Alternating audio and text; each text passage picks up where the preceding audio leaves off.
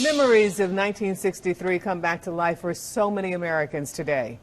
The assassination of President John F. Kennedy shocked and some think changed the world. News 13's John Lee gives us a local tie to that tragedy. Did a little research on just who this character was. At the place where those who pass rest in peace.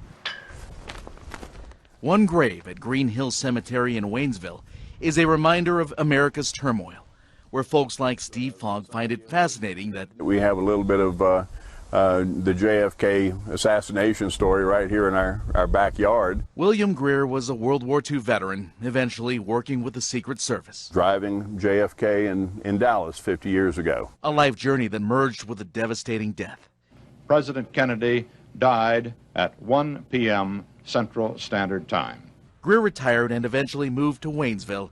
Glenn Stewart says he heard stories of Greer playing golf at the country club. You know, I was surprised to find out about that, and so that led to an interest in finding out where he's buried over here in Waynesville. Glenn was told he rarely spoke of that assassination. When it was brought up that he was pretty, closed-mouthed about it, he didn't want anybody to he didn't want to cause any more controversy, I'm sure. We spoke to JFK expert Vince Palamara via Skype. There's a lot of people that, rightly so in my opinion, believe that he is responsible indirectly for the assassination, because again, the Secret Service agents are trained.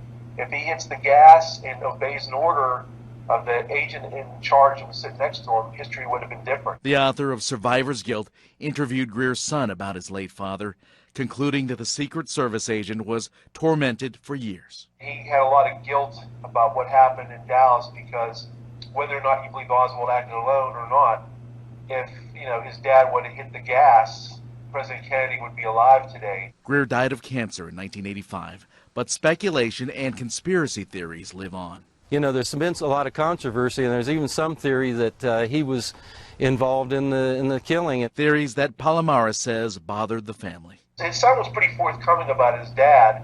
It kind of wavered back and forth. I think his son, frankly, wasn't too thrilled about the notion out there that people thought that maybe he had something to do with it, as far as if he would have hit the gas and so forth. But I could kind of read between the lines. I could tell it was something that definitely bothered his father, judging by how defensive his son was about it. And 5 decades after that turbulent and tragic chapter, many replay the horror in their minds. And my thought is, this is going to go on forever, to the end of time. Imagining what people like Bill Greer took to their grave. I'm sure it haunted him, being where he was when he was. In Waynesville, John Lee, News 13.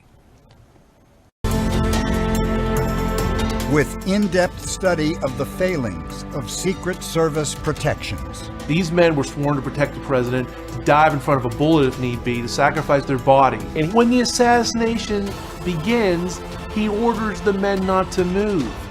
1963 protocol, President Kennedy should have lived. This moving examination of new evidence and interviews uncovers the dramatic tale of a coup in Camelot. Why didn't these agents do more to protect the man? And the more I looked into it, the more I realized there were a lot of anomalies, a lot of questions that needed to be answered on the subject. No one has spent more time studying the Secret Service's actions that day than Vince Palamara. Now, we've got some video from YouTube. One of the things you say in your book that made you want to write this book was all the conspiracy theories, and you talked about the movie from Oliver Stone. This is a man named Vince Palamara. Do you know him? I'm familiar with him. I don't know him. He says that, I guess, we'll talk about this, that he sent you a 22-page letter. I recall receiving a letter which I sent back to him. I didn't bother with it. You didn't talk to him ever? He called me and I said hello, but that was about it. And over the years, have you both been called about this assassination on many occasions? I've been called numerous times. What's been your attitude? How have you approached people that For the most part, I've just said I have no comment. I just have nothing to say. And why is that? Well, most of it's from people who are writing conspiracy theory books that don't make any sense to me. So if they're not going to deal in fact, then I don't want anything to do with it. And how about you? What have you been? Same thing. I have never talked to an author of a book, and I just felt we have it on our commission books, worthy of trust and confidence. And I felt those were issues that you should never talk to anybody on the outside about. And it was, I had to weigh and evaluate when I wrote this book, because I felt I wasn't talking about the Secret Service.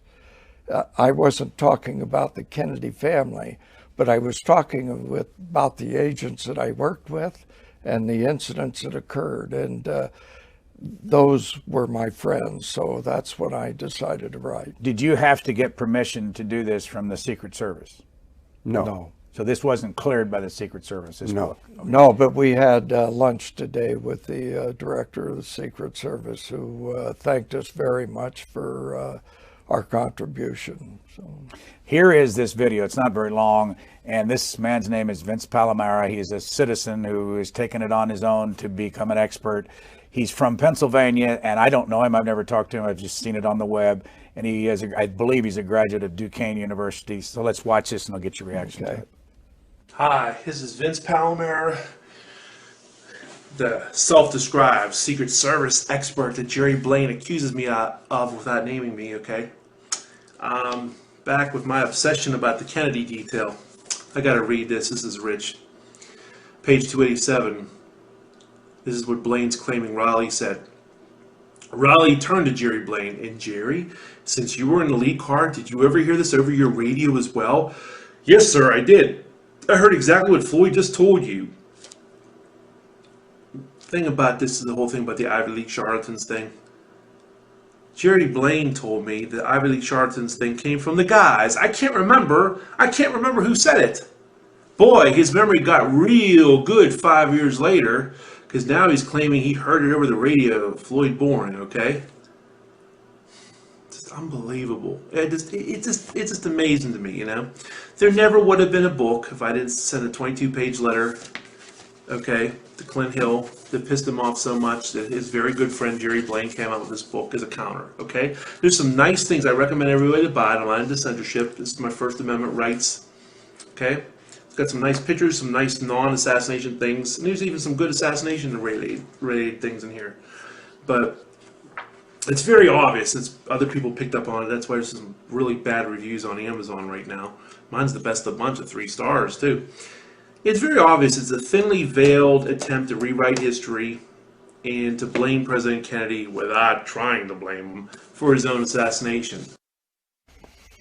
First of all, his is not the best of the reviews. There are 7 with 5 stars, just in case for the record, that I saw today when I looked on Amazon. What's your reaction? Could you hear? Well, he wrote an assessment of the book about the first time about 5 weeks before it was released.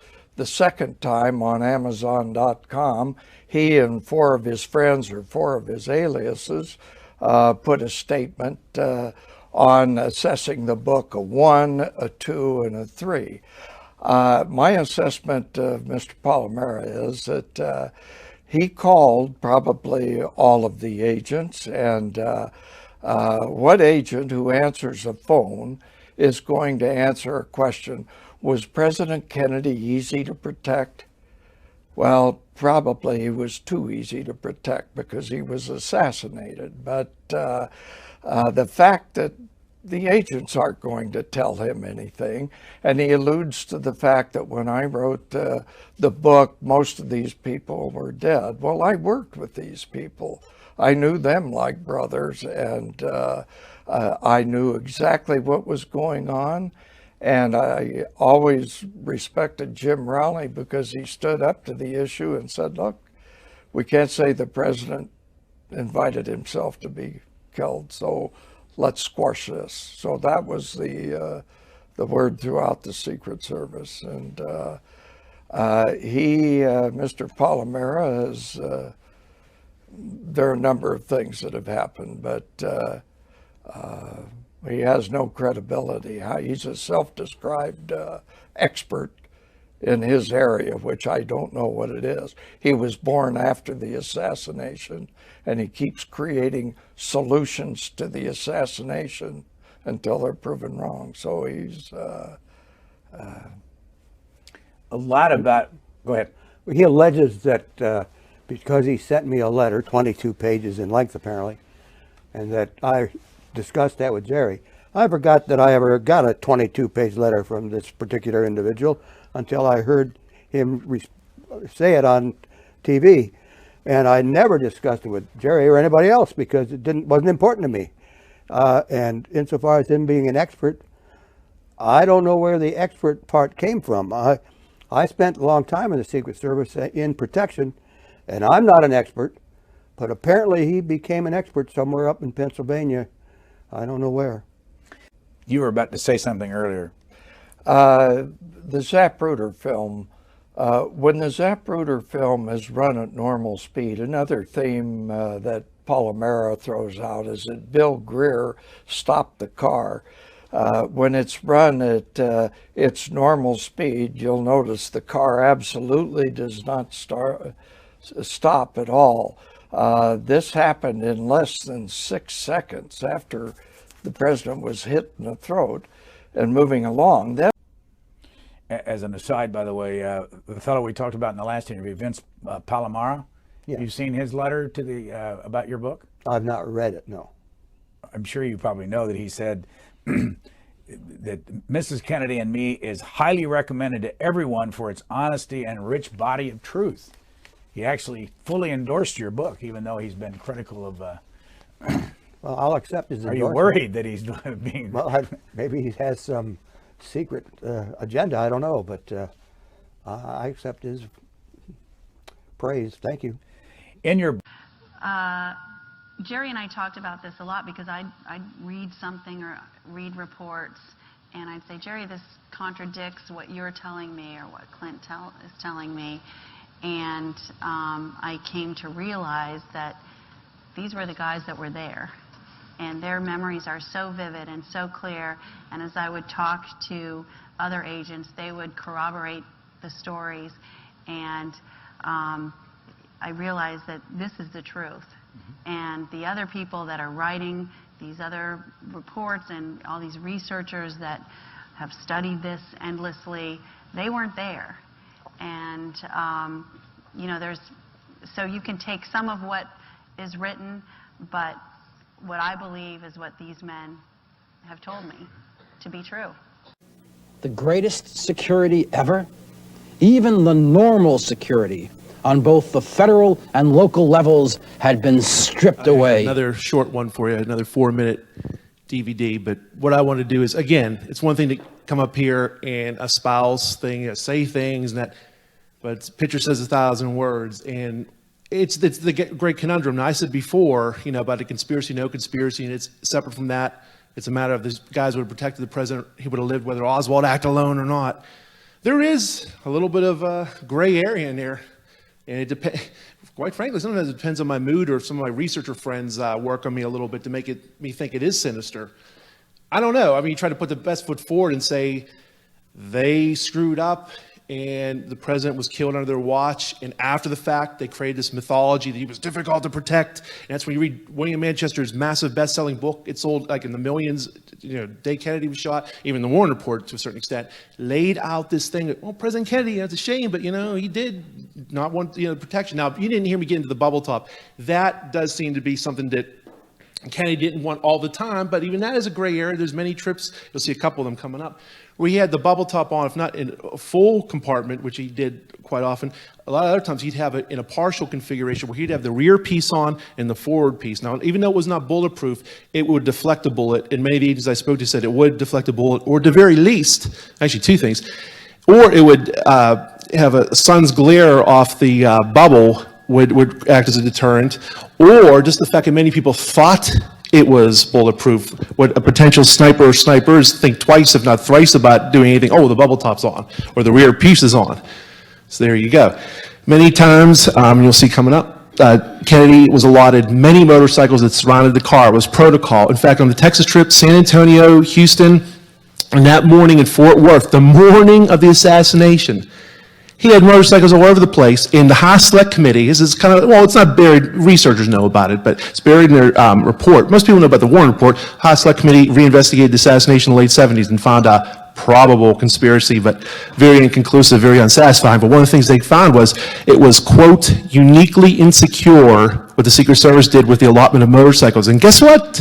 They blamed it on Kennedy. They said, hey, Kennedy didn't like this noise of the motorcycles by him. He couldn't have conversation. Gee, it must have been a new thing because he didn't mind having those motorcycles all around him up to and including the morning of the murder. He gets to Dallas. Hey, I want to hear now. Hey, get these motorcycles away. Hey, I didn't mind the agents beside me here. Oh, get them away now. And yeah, the press and photographers, you wouldn't need Abraham Zapruder. Normally, the press and photographers were in front, and you'll see in a second. Again, pictures, you don't have to believe me, you'll see for your own. The vantage point, a lot of times there was a flatbed truck in front of the motorcade to capture. They have the national and international press, or just like the local press and the photographers capturing the motorcade. You wouldn't need all these amateurs. They were moved at the last minute. Tom Dillard even testified to the Warren Commission that left them in Chevrolet convertibles that put them totally out of the picture, literally, because they were stuck way back in the motorcade. They didn't even know what happened until it was too late. If they would have been in front, they would have been filming. Hey, and they would have saw everything. Again, you might say, what's motorcycles got to do? If it was a sniper, it's a sniper. No. What it was, there would have been more professional witnesses to cover. Now, they would have covered them on the sides. Yes, you're right from the sniper's perspective. But if agents, now the Secret Service has even admitted this. So it isn't like, oh, this is your theory about what they would have done. Louis Moretti testified in the late 90s about this, okay? That if agents would have been on the back of the car, it would have obscured Oswald's view. So agents being there would have been very important. And again, so it's their own words.